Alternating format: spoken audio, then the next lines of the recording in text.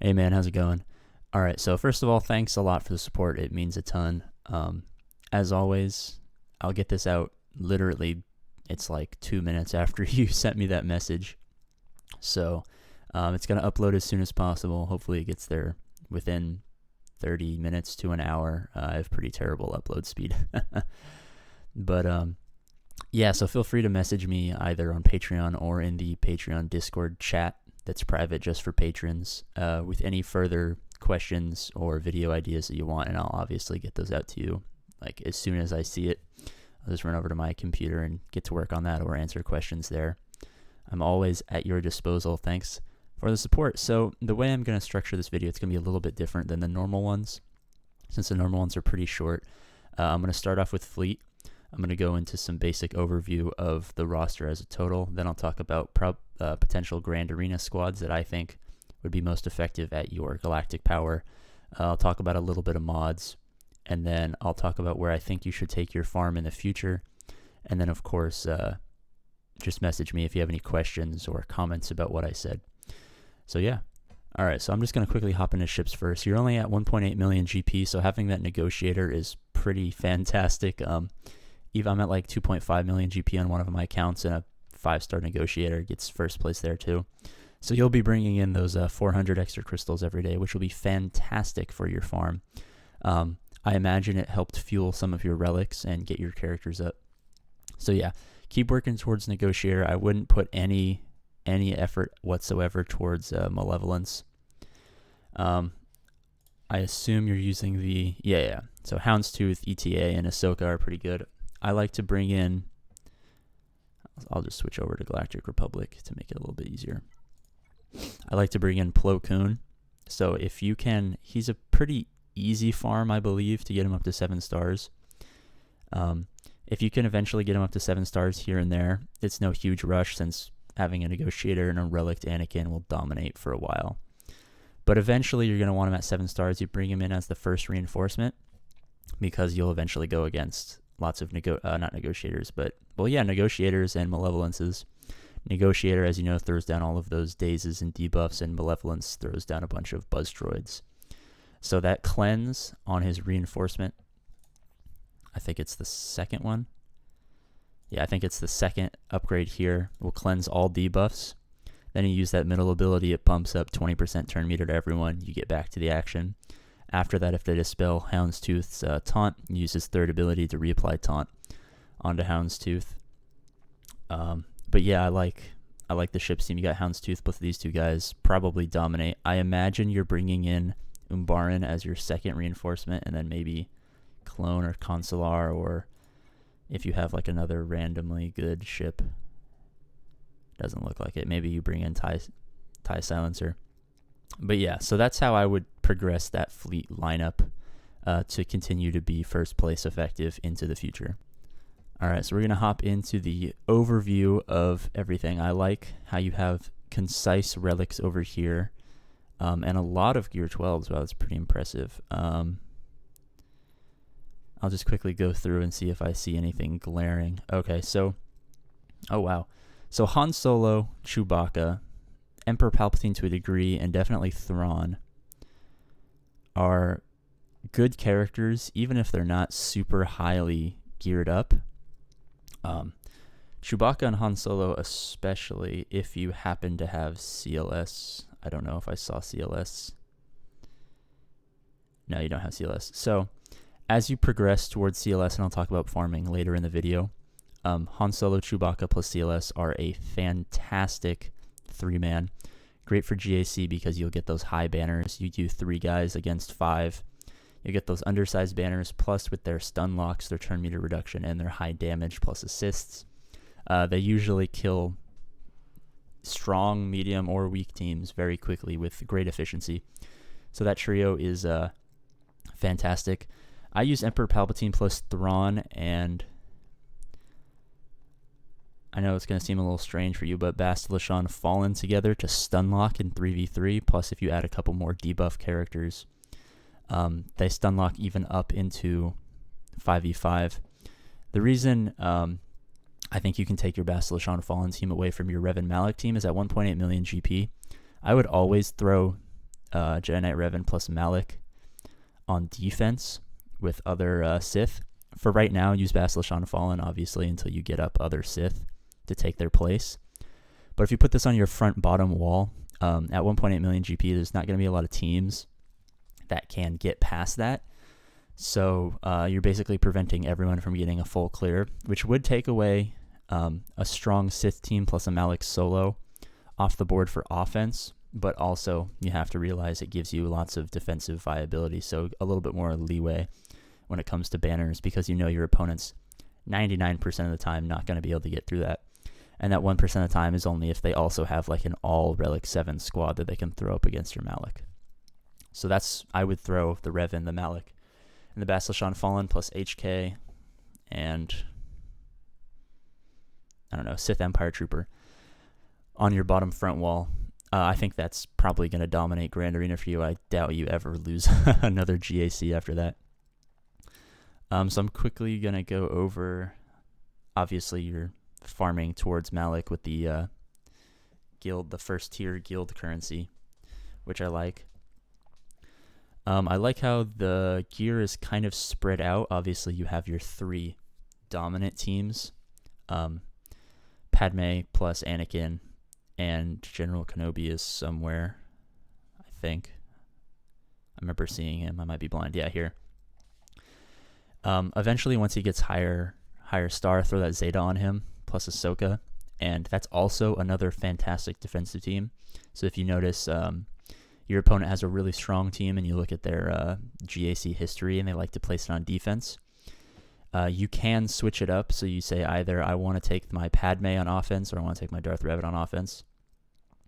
So like if they have a strong, I don't know, Jedi Knight Revan team, you would throw the Padme on defense because Padme doesn't do particularly well against Jedi Knight Revan, and then you would bring the Darth Revan, excuse me, and then you'd switch over to Darth Revan on offense so you can counter his strong team, but place your own strong team on defense, knowing that he's going to have to do at least 2 or 3 battles to get through it, if he can get through it at all.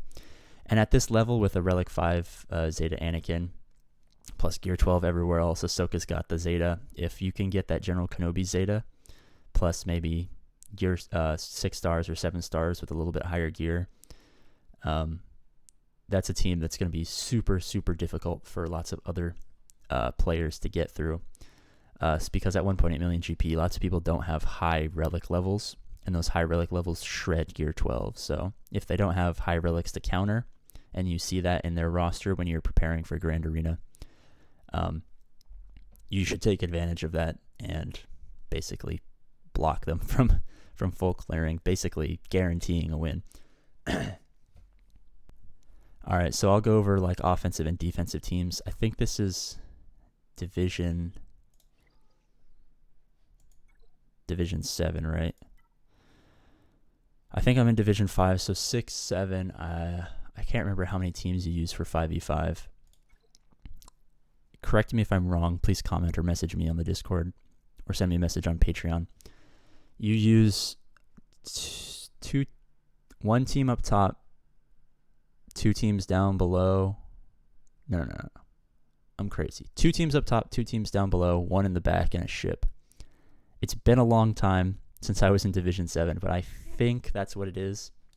So if we're operating under the assumption that it's 2, 2, 1 plus a ship, I'll think of it that way. So down here, either Darth Revan or Padme, depending on the scouting report of your opponent's team. So like I said, if there's a team that Padme can't counter well, like Jedi Knight Revan that's high relict, keep the Padme on defense, use the Revan for offense. Around it, you can put basically what the non-offensive teams are. So Bounty Hunter, since I know you have the Zeta, if you go Bosk, Jango, Boba, you can 3-man most teams at this level. I would probably get Boba a little bit higher gear so it doesn't die off, but if it's like a 40k or under team, you can 2-man for 62 banners, I think. Yeah, 62 banners, or 63, I can't remember. It's 63, because if you take 1 man, it would be 64. So yeah, you can 2-man like 40k or under squads. And then if you bring in Boba, you can go up to like 60 or 70k since you have the regeneration. So that's a fantastic offensive team. Your clones are solid. I think you had a Shock T. Let me just double check. Yeah, you have a Shock T. It's good for offense. Let me just quickly go back. It's good for offense since you have the full team at gear 12. Excuse me. It shreds most teams. It's not highly efficient on banners. So if your opponent full clears you somehow over the Darth Revan or the Padme, or you decide not to place either of those teams on defense, and you see that they're efficient, you do your calculations, you find out they got 59 to 63 banners per attack. Maybe undersize this squad against a weaker team because they do not particularly get fantastic banners if they're going up against equal powered squads. So be careful with that, but they are a solid offensive team. Obviously, you have HK for... Oh, wow, I didn't notice this. So if you get your Darth Vader up and put some Zetas on him, I know it's going to be quite the investment, but he solos everything pretty much at 64 banners. So what I like to do is I always pick like a medium to strong team that I know doesn't have high tenacity. Darth Vader solo, 64 banners.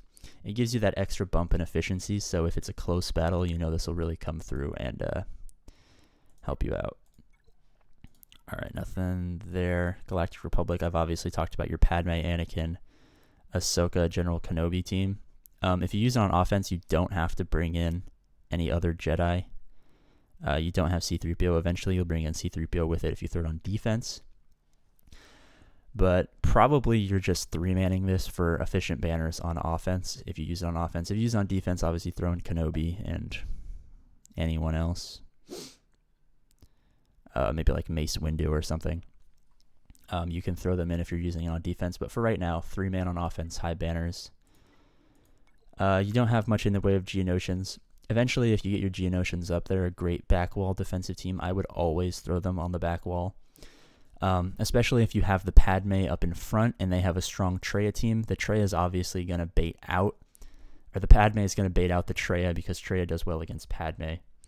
So after they've used the Traya, you have the Geos on the back wall. It's going to be really hard for them to beat them because lots of teams can't really handle a strong Geonosian team. Let's go into Jedi. Your Jedi Knight Revan team is probably Jedi Knight Revan, Bastila Shan, Jolee Bindo, Grandmaster Yoda, and like Giahani or something like that. What I like to do is on offense, I'll run Jedi Knight Revan lead with Jolee Bindo 2-man for 63 banners, and then I'll run Bastila Shan with Grandmaster Yoda 2-man. So you have 2-2-mans, which are fantastic for offensive efficiency, and it's kind of hard for opponents to keep up, especially if they don't know that you can 2-man most weaker teams. Because of the recovery, you're always going to get max banners here. And with the leadership here and the damage of Grandmaster Yoda, it's pretty much hard for them to get through the tenacity plus the protection up. Night Sisters, okay, Old Republic. I would imagine you're throwing Old Republic on defense since you had to gear them up for Malik, but they're not fantastic team.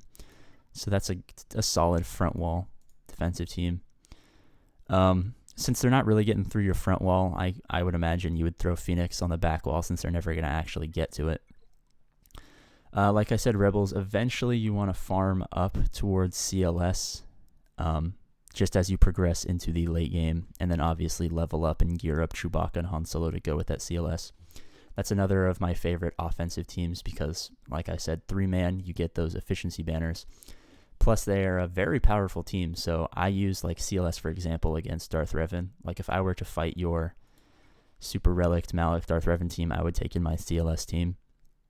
And at Relic 7, I mean, my guys are all Relic 1 for that team. Relic 7 might be a challenge, but I could probably 2-man. So that's one thing. Remember how I said put Padme on defense if Padme wouldn't work well on offense, put Revan on defense if Revan wouldn't work well on offense. If you notice, they have like a super, super strong CLS team, and also they have high lifetime banners because lifetime banners means they have more experience. If you're afraid that they realize that their CLS team might be able to counter that Revan team in 1 or 2 hits, or 1 or 2 rounds, like CLS goes in, kills everyone but Malik, for example, or something like that, and then go in for a second match. So if you're afraid of that, I would throw the Padme on defense. If you don't think their CLS is a threat, or you don't think that they know that their CLS could beat a Revan team, then I would throw Revan on defense.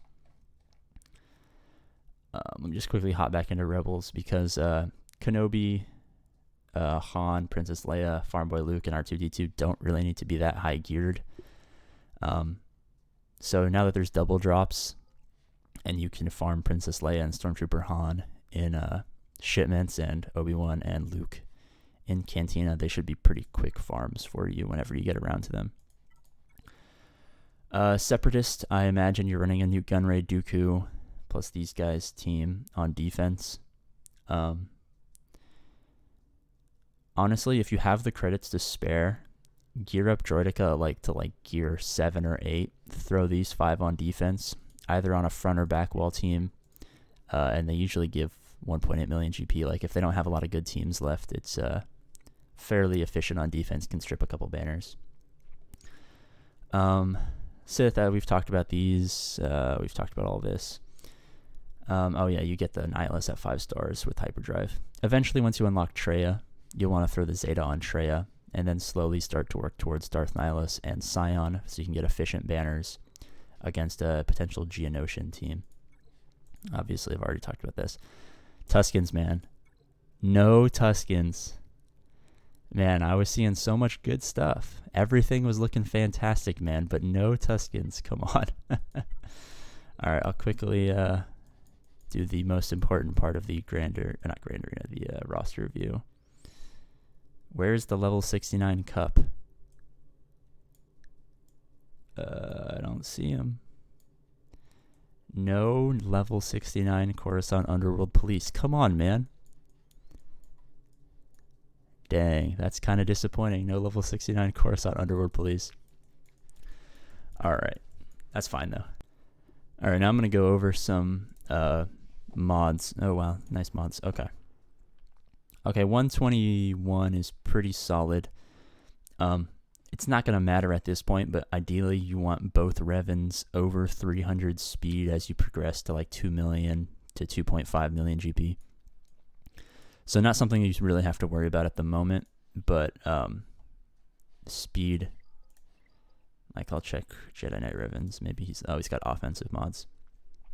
Yeah, usually you want both Revans around 300 speed. I know getting those super OP speed mods is kind of challenging for both of these guys, but at this point you don't really need to worry about that too much. Crit chance, crit damage, solid speed, 180 crit damage is actually what I would this might be a crit damage mod if you can get your hands on a fast one. If you can't, it's not going to matter at this point because 21 speed is solid plus 20% crit chance is pretty good. But if you can bump up that crit damage, this guy's shredding everyone.